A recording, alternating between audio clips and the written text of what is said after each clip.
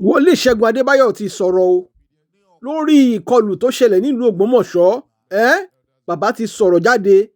Wọ́n ránṣẹ́ sí àwọn ọba ilẹ̀ Yorùbá. Wọ́n ní aláìlójútì oníjẹkújẹ ní ọ̀pọ̀lọpọ̀ nínú wọn. Wọn ò dúró ń bẹ̀. Wọ́n tún wá ránṣẹ́ sí ààrẹ Nàìjíríà. Wọ́n tún sọ̀rọ̀ nípa olóyè Sunday Igboho náà. Bẹ́ẹ̀ ni, àti ààrẹ ọ̀nà kakanfò. Gbogbo ẹ̀ ni mo fẹ́ kí wá lọ gbọ́. Ẹ wò ó, ọ̀rọ̀ ilẹ̀ Yorùbá lọ́wọ́lọ́wọ́ àfi kí Elédùmarè kó ṣàánú wa ni. Ṣùgbọ́n tá a bá sọ pé ká máa gbàdúrà, ṣé ẹ rò pé àdúrà ló máa yanjú ọ̀rọ̀ tó wà nílẹ̀ yìí? Kí lẹ̀yin rò nínú comment section? Ẹ bá wa kọ síbẹ̀. Ẹ wá lọ gbọ́n tí Woli Segun Adebayo tí wọ́n tún tú nínú fọ́nrán tí mo gbé wá yìí. Ọlọ́run sọ fún mi wípé the Lord told me that àwọn ìsàn kan fẹ́ jà. there are some things want to happen. Àwọn ẹ̀mí òkùnkùn ti tú àìsàn sílẹ̀ sí ayé. That some sickness has been released into the world. Olúwa nípa ilé. That through this, pé òun á jẹ́wọ́ agbára. He's going to prove His power. Nínú ìwẹ̀ yẹn. By taking that bath. Nínú ayé ẹnì kọ̀ọ̀kan. In the life of individual. Ìyẹn tó kọjá lọ bẹ́ẹ̀. That one passed by.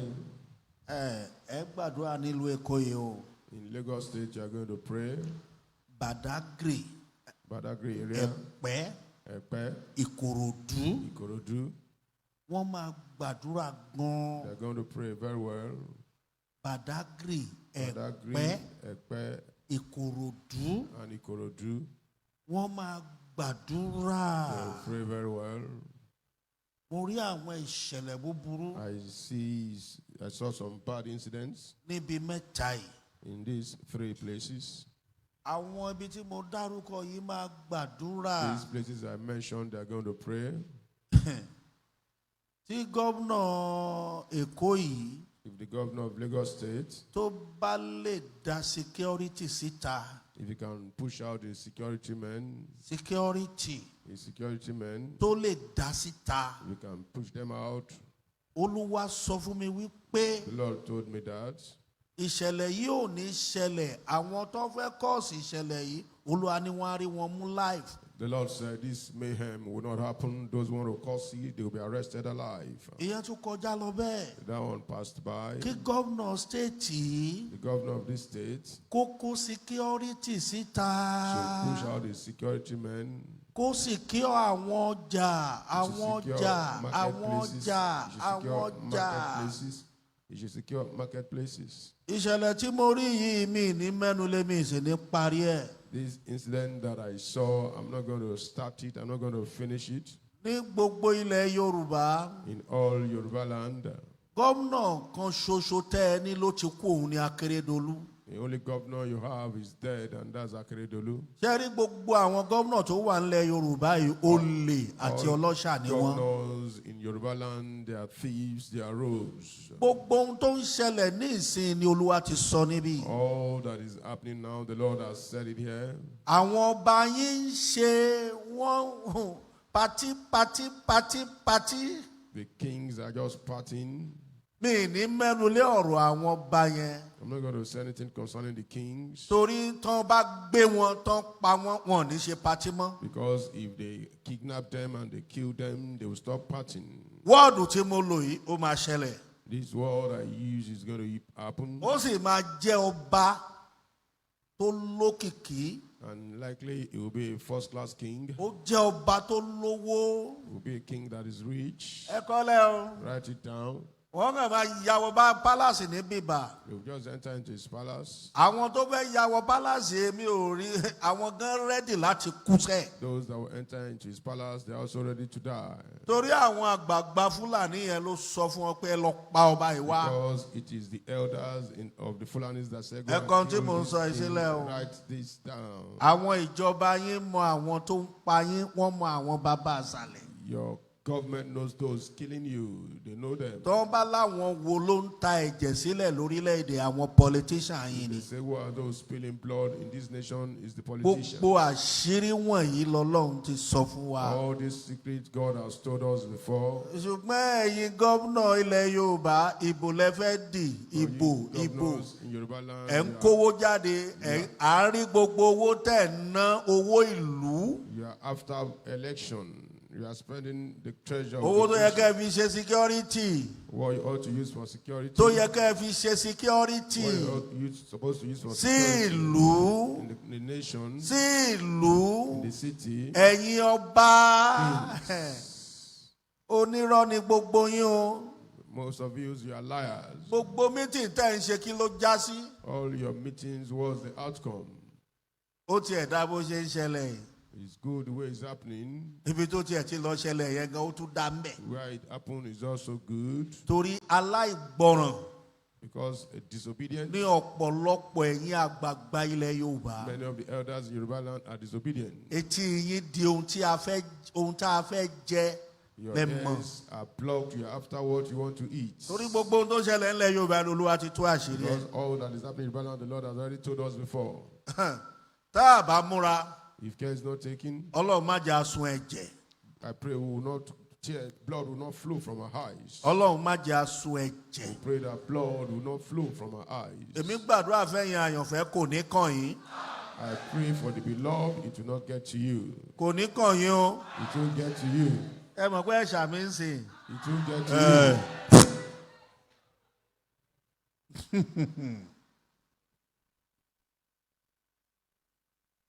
Ìṣẹ̀lẹ̀ máa ṣẹlẹ̀ nílùú Èkó igun tí mo rí. Incidents are going to happen in Lagos State from what the Lord showed. Ìṣẹ̀lẹ̀ máa ṣẹlẹ̀ gan. Incidents will happen Torí àwọn tó lórí burúkú fẹ́ rán wá ẹ̀ wọ́n fẹ́ ṣọṣẹ́ gidi ni. because these unfortunate people that they want to send, they really want to do this mayhem. They want to cause this mayhem. Wọn ò ní mọ ọ̀nà ilé ẹ̀. They will not know your doorstep.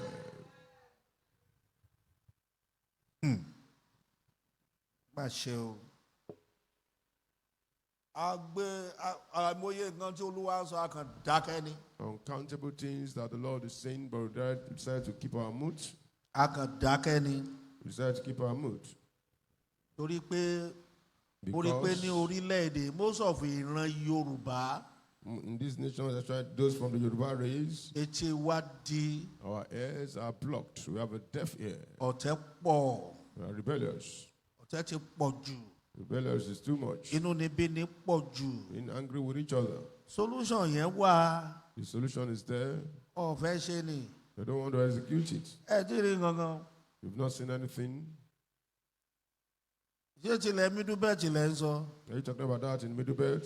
Èyí tó fẹ́ ṣẹlẹ̀ sí ìran Yorùbá yìí máa le ju The Middle one Belt that lọ. wants to happen to Yoruba race will be so serious.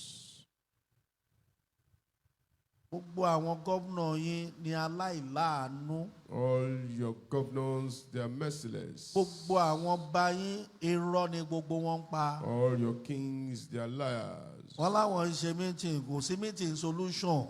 They are having meetings, but none of the meetings comes with solution. Kọ́ máa bára wọn jà, kọ́ máa lára, kọ́ máa ṣe pátí. It's to fight each other, envy themselves, party here Kọ́ and máa there, ṣe pátí. party here and there.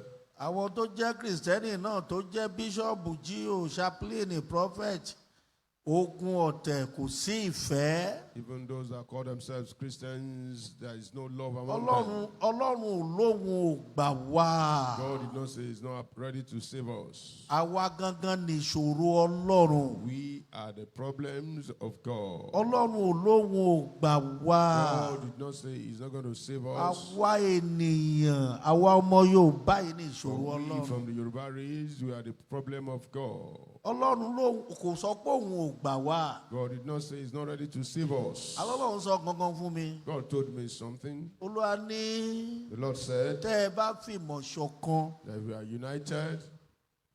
Àwọn ẹni yóò lágbára lé yín lórí òun ti pa wọ́n. Ọlọ́run bá mi sọ̀rọ̀ lórí Gúnmi. Olúwa lóhun ti parẹ́. People are not powerful. The Lord said He has erased them. He even spoke to me about Ọlọ́run Gumi. sọ fún mi lórí Gúnmi. He told me that He has killed Ẹ rí him. wọn He has erased him. ẹ̀mí ẹ̀ máa lọ ẹ̀kọ́lẹ̀. His life is going to go for it. Ọlọ́run lóhun ti parẹ́. God said He has erased him.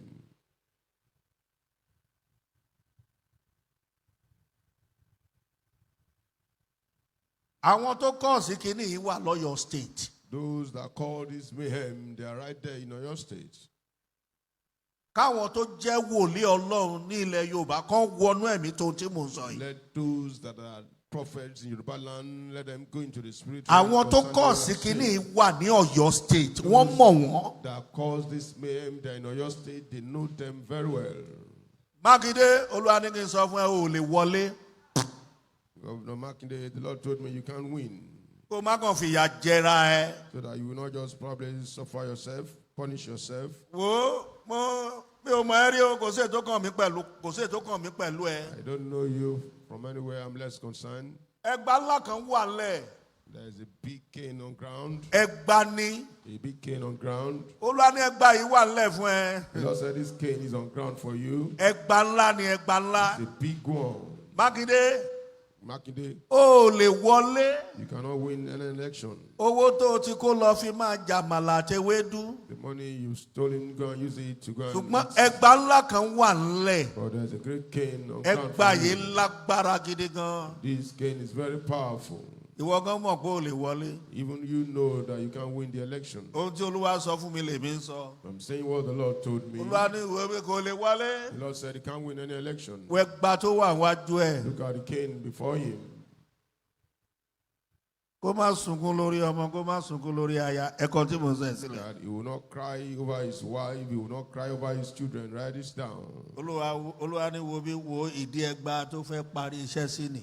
Lord, look where he's going to finish his assignment. O lè wọlé.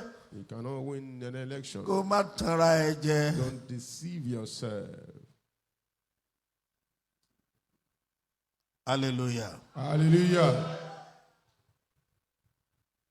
Bá jẹ́ pé It would have been better. àwọn àgbààgbà ilẹ̀ Yorùbá fìmọ̀ ṣọ̀kan ni. The elders in Yoruba land are united. Ohun tó ń ṣẹlẹ̀ yìí kò sí nǹkan kan nú ẹ̀. What is happening is nothing to worry about much. Gẹ́gẹ́ bí Ọlọ́run ti ṣe sọ fún mi. According to what God told me, Olúwa ní nífẹ̀ẹ́ ara yín ọ̀tẹ̀. no love, rebellion. Òun làwọn nǹkan yìí fi ń dé báyìí. That is why these things are happening. Ìfẹ́ owó olè. Love for money, stealing here and there. Ẹ̀rí bọ́n ṣe àwọn kan sẹ́ndé àwọn nǹkan kan sí mi. Owó ń pín owó. Some clips Owó were titun sent titun. to me where Àwọn ará they ìlú were òrò owó sharing titun money. ná.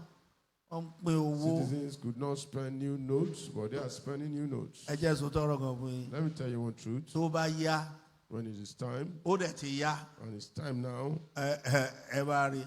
you see it, Wọ́n máa pa they will kill ọ̀pọ̀lọpọ̀ àwọn politician yẹn. Mo ti a sọ lot kọjá. of politicians. Wọ́n máa I've said pa it wọ́n gan. before. They will kill them seriously. Ọ̀pọ̀lọpọ̀ àwọn politician ṣe ń wò yìí. A lot of the politicians you are looking Wọ́n at, máa pa wọ́n gan. they will kill them. Àwọn security máa káwọ́ sókè pé ẹ̀yin ìlú ẹgbàra ẹ̀kọ́lẹ̀. The securities will answer up that citizens deliver yourself, save yourself. Gbogbo àwọn politician tẹ́ ẹ̀ rí. All those politicians you are seeing, Àti pastor politician àti prophet politician wọ́n á pa. pastors, politicians, prophet politicians, they will Ẹ máa kill ríran them. wò. You see it. Praise the Lord. Hallelujah. Ẹ ké hallelujah dáadáa. Hallelujah. Ẹ ké hallelujah dáadáa. Hallelujah. A fi ibì kan wọ̀n mí ní ilẹ̀ Europe. I was shown somewhere in Europe. Mo rí pé I can see that. gbogbo ibẹ̀ yẹn ń jóná. All those places, Ilé ń jóná, ènìyàn ń jóná. there was an inferno. People were being burned. Ilé Houses ń were jóná. burned.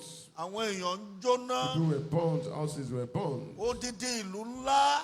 A great town Ó dẹ̀ jóná kan irú. was consumed into ashes, was burnt into ashes.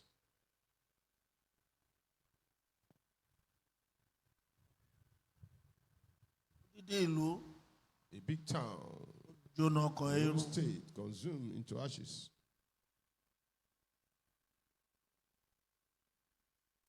Jóná kan irú. Was burnt into ashes. Ìyẹn tún kọjá lọ bẹ́ẹ̀. That one passed by. Àwọn Muslim ní UK wọ́n máa dá wàhálà kan lẹ̀. Muslims in UK, they're going to cause some trouble. Ṣé bomb blast lẹ máa ń pè? Bomb blast. Ó máa ṣẹlẹ̀ ní UK. There'll be a bomb blast in UK. Àwọn Muslim It's going to cause by the Muslims there. orí wọn máa dá wàhálà lẹ̀ ní UK. They're going to cause trouble in UK. Àwọn Muslim ni o. The Muslims.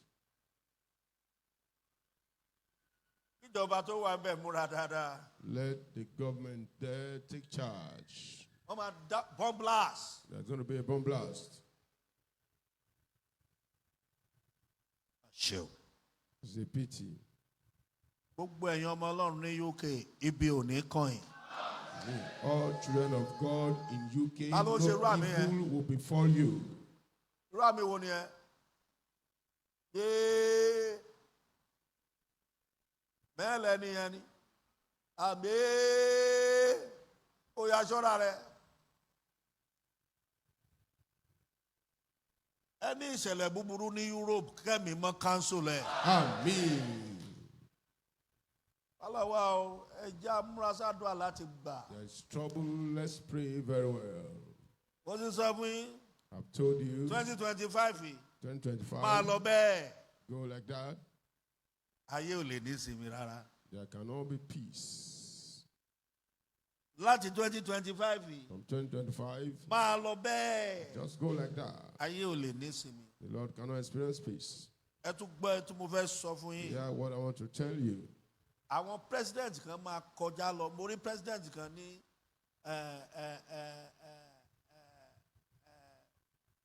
kí lorúkọ Asia. Some president will pass by. I can see one in Asia. Ó jẹ́ president tó lágbára. A president that is very powerful, well known. Wọ́n gbé ojú ẹ̀ wá, wọ́n tún gbé lọ. They showed me his face. Ṣojú ẹ̀ wọ́n tún gbé They lọ. took it away, showed me his face, took it away. Ní mo fi mọ̀ pé president North Korea ni. And I know he's the president of North Korea. Àwọn ìlú ẹ̀ máa dìde sí. His nation will rise against him. Wọ́n máa pa. You're going to kill him. Ó máa brutal. But it's going to be brutal. Praise the Lord. Hallelujah. Ẹ kọ tí mo sọ ẹ sílẹ̀. Write this thing down. Iran. Iran Mo rí pé kò ní jẹ́ Iran mọ́. will no more be Iran as a nation. Iran Iran kò ní jẹ́ Iran mọ́. will Ẹ no kọ́lẹ̀. more be Iran. Write it down. Iran tẹ́ ń wò yẹn The Iran you are looking at kò ní jẹ́ Iran mọ́. will no more be Iran. Ó dẹ̀ rí pé towards Arab yẹn And I can see towards Arab. ìsọjí ńlá kan ṣẹlẹ̀ bóyá lẹ́yìn ọ̀rọ̀ Iran ni o I don't know bóyá inú ogun yẹn ni ìsọjí yẹn ti fẹ́ ṣẹlẹ̀. That there is going to be a great revival. I don't know when and how it's going to happen. Ìlú yẹn kò ní jẹ́ ẹ̀kọ́lẹ̀ o. That nation will no more be Iran. Ìyẹn tún kọjá lọ bẹ́ẹ̀. That one passed by. I saw Turkey. Mo tó wá rí orílẹ̀-èdè míì tó ń pè ní Turkey. Orílẹ̀-èdè míì tó ń pè ní Turkey. Amúmiró lórí wọn kọ́ máa yá bíi pépà. Kọ́ máa yá, wọ́n yá bíi pépà. I saw their president being torn like a paper. Wọ́n yá látòkè báyìí, He was wọ́n máa fàyàn torn yá. from the crown of his head like a paper. Bíi pépà, ẹ̀jẹ̀ wá yá. And blood was flowing. Ẹ jọ̀ọ́, Please. ìlú Èkó yìí ló tiẹ̀ sì jẹ mí lógún. What is more Sir. important to me is Lagos State. Àwọn ọmọ wẹ́wẹ́ wọ̀nyí ló jẹ mí lógún. All these, our children, are very important to me. Àwọn gómìnà yìí tó ń ṣe pati, àwọn bá ń ṣe pati, àwọn ọba ń ṣe pati. Governors, kings, partying here and there. Pati ni ṣáá. Partying here and there. Ọ̀yọ́ ń dàrú, wọ́n sì ṣe pati. Even Oyo is in chaos, they are still partying. Ẹ rí báwọn ọba ojú òtí wọn. You can see that your kings are not ashamed. Wọ́n tiẹ̀ kíá. Be careless. Gbogbo ọba ilẹ̀ Yorùbá wọn láwọn ń ṣe mí. All kings in Yoruba land, they will say they're having meetings, but they're careless. Àwọn kan tí mo rí lágbára gan, mi fẹ́ máa. The things the Lord showed me are powerful, but I don't want to. Mi ò fẹ́ kán máa gbé mi jáde lórí social media. I don't want people to start giving out on social media. Gbogbo ohun tó ń ṣẹlẹ̀ wọn Olúwa ti sọ kọjá. All these things that is Ẹ̀yin gómìnà, ẹ happening now, the secure Lord has ilẹ̀ said ẹ̀yin, ẹ it secure before, state that yín. governors, secure your Ẹ governors, secure state secure your state, yín. secure Ẹ your secure state, state secure your yín. state, secure your state.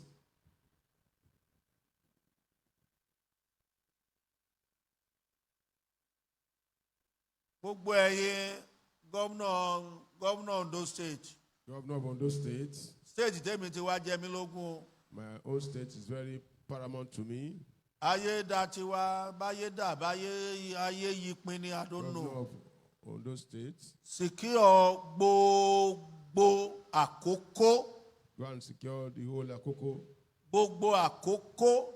Go and secure Akoko. Ìkàrẹ́. Ikare. Òmùò. Omo. Secure ọbẹ̀. Secure those places. Èrùn. Secure Irun. Gbogbo ìbílò. Secure ọbẹ̀. Secure those places. Gbogbo ilé àkókò. All Akoko land. Governor Ondo State. Governor of Ondo State. Secure ọbẹ̀ o. Secure those places. Ọba ìlú Ọ̀wọ̀ Ògúnòyè, ẹ secure ìlú yín. King of Owo, secure your town. Ẹ secure ìlú yín. Secure your town. Ẹ tọ́jú ọkọ̀ Fúlàní kó bá yín secure gbogbo Ọ̀wọ̀. Take care of the kings of the Fulanis to take care of the whole Owo. Ẹ kó àwọn boys jáde. Bring out boys. Tí Akérédolú ń lò ń gbà ẹ Ọba Ọ̀wọ̀ Ògúnòyè. Then King of Owo. Secure ìlú tèmi o. Secure my own town. Hallelujah. Hallelujah. A fẹ́ gbàdúrà. We want to pray. Ni wọ́n ń gbàdúrà fún ìgbàlà ìgbà. We're praying for salvation of our lives, salvation of our Oníkálukú soul. kàn ń jẹnu wúyẹ́wúyẹ́. Everybody was just chewing their mouth. Orí mọ̀ pé a fẹ́ gbàlà. I can see that we don't want salvation. Àánú lẹ ṣe kí ni? It's mercy Àánú lẹ ń fẹ́. that you want. Tí gbàlà wà lẹ́gbẹ̀ẹ́ kan. Let salvation be on one side. Àbí?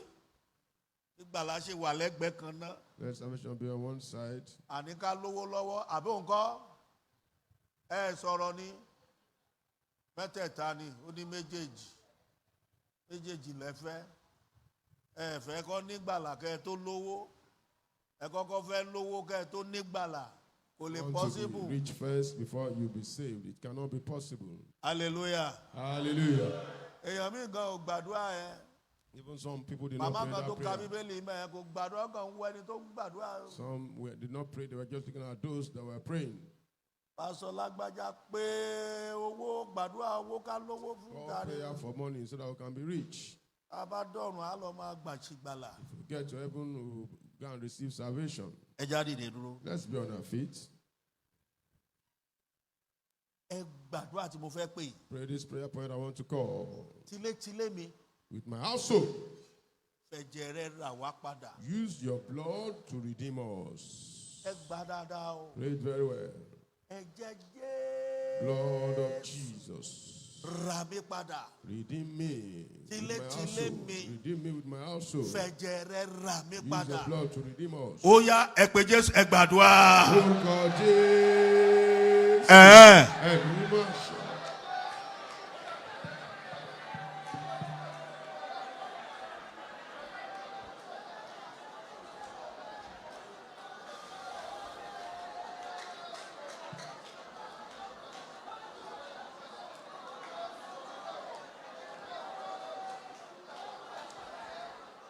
Ẹ má ṣeré. Tilétilé. Ẹ̀yin bàbá ẹ gbàdúrà.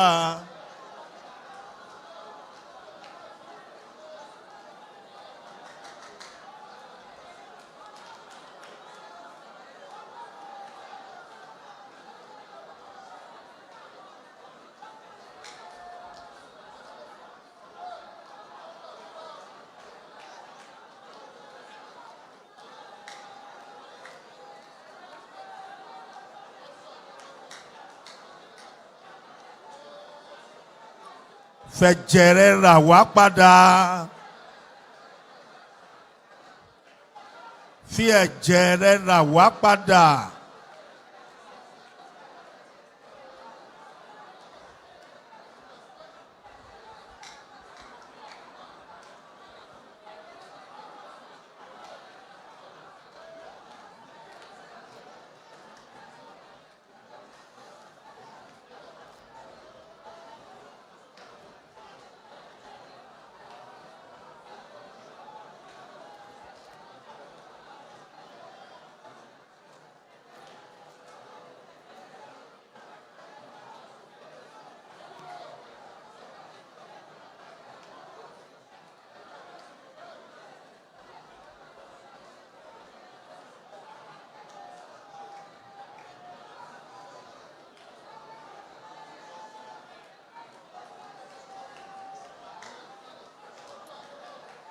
fẹ̀jẹ̀ rẹ̀ rà wá padà.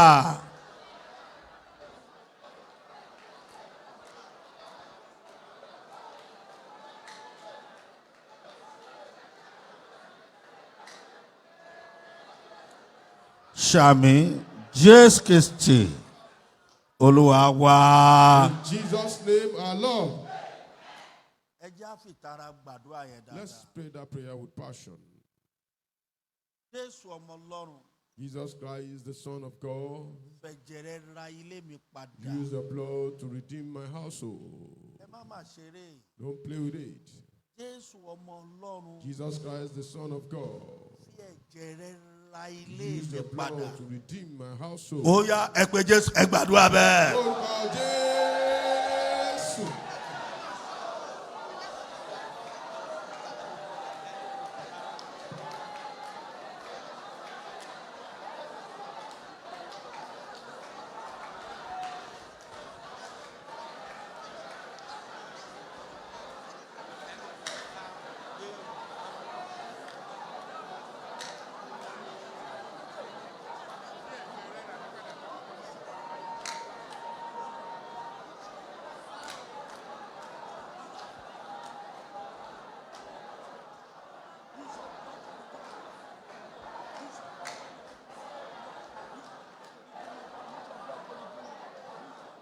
Fi ẹ̀jẹ̀ rẹ̀ ra ilé mi padà.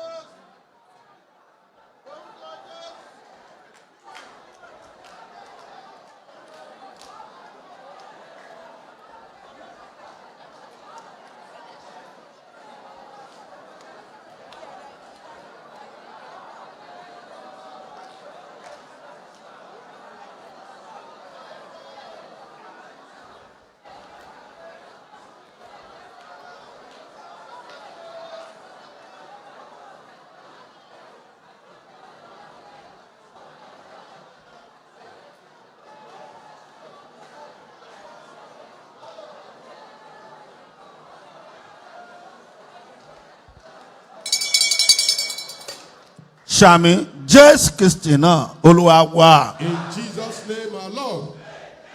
Kẹ́nìkan gbàdúrà yìí dáadáa. Let someone pray this prayer very well. Ẹnìkan wà lẹ́yìn yẹn. There's someone at the back. Olúwa ní kó gbàdúrà yìí dáadáa. Lord says you should pray this prayer very well. Ẹ̀jẹ̀ Jésù. Blood of Jesus. Níbi tí ìyá mi àjẹ́ tà mí sí. Where my mother, which has sold me. Ẹ̀jẹ̀ Jésù rà mí padà. Blood of Jesus, redeem me. Má jẹ́ bẹ́ẹ̀ni bá kọjá lọ, má jẹ́ kó jẹ́ mi ló kàn. If this person passed away, don't let me be the next victim. Níbi tí Where ìyá mi àjẹ́ tà mí sí. my mother, that is a witch, has sold me. Tàbí ibi tájẹ́ tà mí sí. Wherever any witch has sold me, Wọ́n ní ẹ gbàdúrà o. you that person pray. Ẹ̀jẹ̀ Jésù Blood of Jesus, rà mí padà. redeem me. Má jẹ́ káwọn ọmọ mi máa tì mí lórí trọ́lí kiri kí n Don't tó let kú. my children be pushing me on a wheelchair. Ẹ̀jẹ̀ Jésù rà mí Blood of padà. Jesus, redeem me. Ó yá ẹ gbàdúrà bẹ́ẹ̀. Orúkọ Jésù, ẹ̀mí mímọ́ àṣẹ ọ̀run.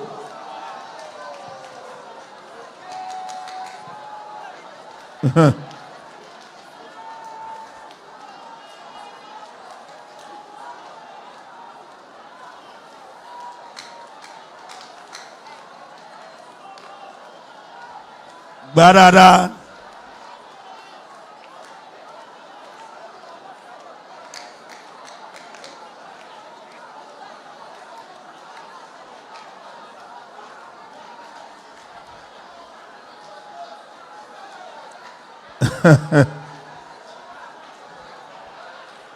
Ẹ̀jẹ̀ Jésù.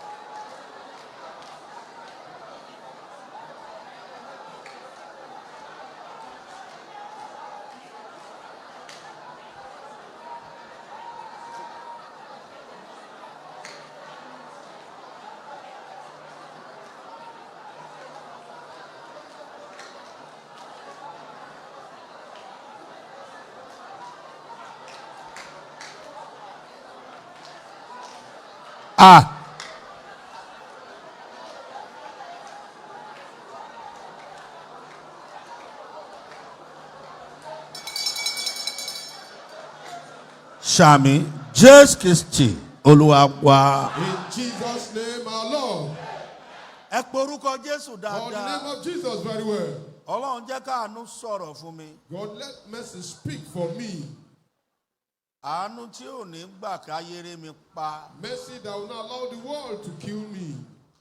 Àánú tí ò ní gbà kí ayé ṣe mí bó ṣe wù wọ́n. Mercy that will not allow the world to deal with me mercilessly. Ọlọ́run yọ̀ǹda ẹ̀ fún mi. God, release that mercy for me.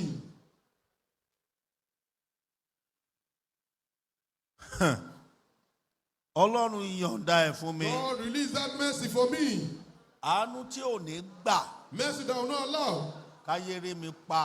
for the world to kill me. Ọlọ́run àánú ò God of mercy, yọ̀ǹda ẹ̀ sí ayé mi. release that mercy for Ó me. yá ẹ pé Jésù ẹ gbàdúrà. Orúkọ Jésù, ẹ̀mí máa ṣẹ̀rù.